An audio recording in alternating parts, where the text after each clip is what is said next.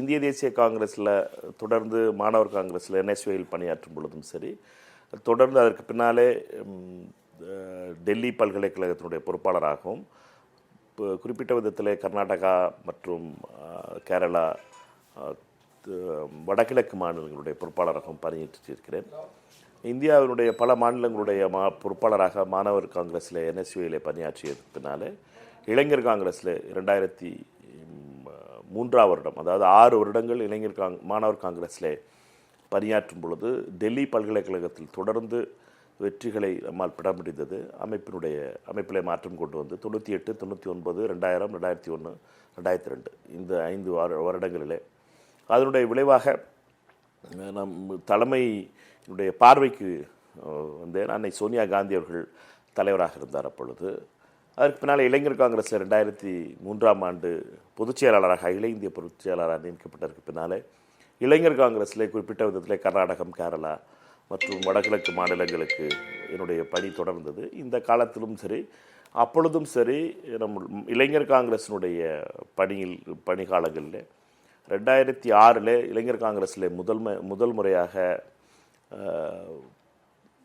மாற்றங்கள் கொண்டு வருவதற்காக தேர்தல் உறுப்பினர் சேர்க்கை துவங்கப்பட்டது. அந்த காலமும் 2007 அன்பு தலைவர் ராகுல் காந்தி அவர்கள் இளைஞர் காங்கிரஸுடைய பொறுப்பாளராக நியமிக்கப்பட்டார். அந்த காலம்தான் மிக முக்கியமான தருணமாக என்னுடைய வாழ்விலே மாறியது.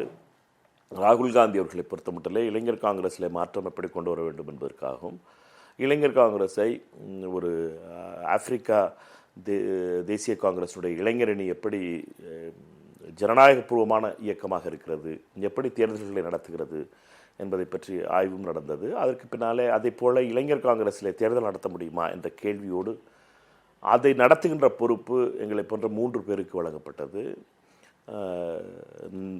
நானும், விஜயேந்திர சிங்லா என்ற பஞ்சாபில் அமைச்சராக இருந்த சகோதரரும், பிரகாஷ் ஜோஷி என்ற சகோதரரும் 3 பேரும் அந்த பணியை தொடங்கினோம். அந்த பணியின் காரணமாக ராகுல் காந்தி அவர்களுடைய நம்பிக்கையை பெற முடிந்தது. அந்த காலகட்டத்திற்கு பின்னாலே பஞ்சாப் மற்றும் குஜராத் மாநிலங்களில் தேர்தல் நடத்தினோம் இளைஞர் காங்கிரஸுக்கு.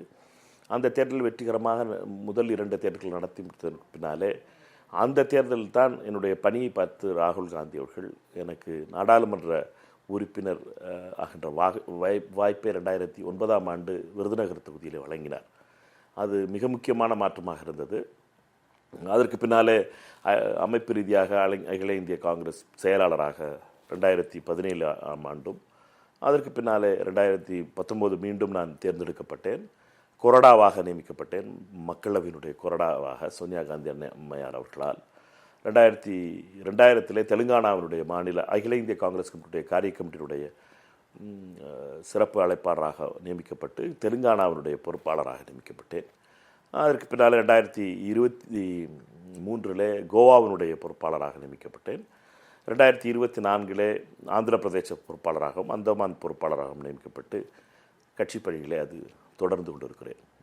கட்சியை பொறுத்தமட்டிலே தலைமையினுடைய அன்பும் நம்பிக்கையும் தொடர்ந்து ஒரு தொண்டனாக நான் செயலாற்றி கொண்டிருப்பதும் பெருந்தலைவர் காமராஜர் பிறந்த மண்ணுடைய நாடாளுமன்ற உறுப்பினராக இருப்பதும் மிக பெருமையாக கருதுகிறேன்.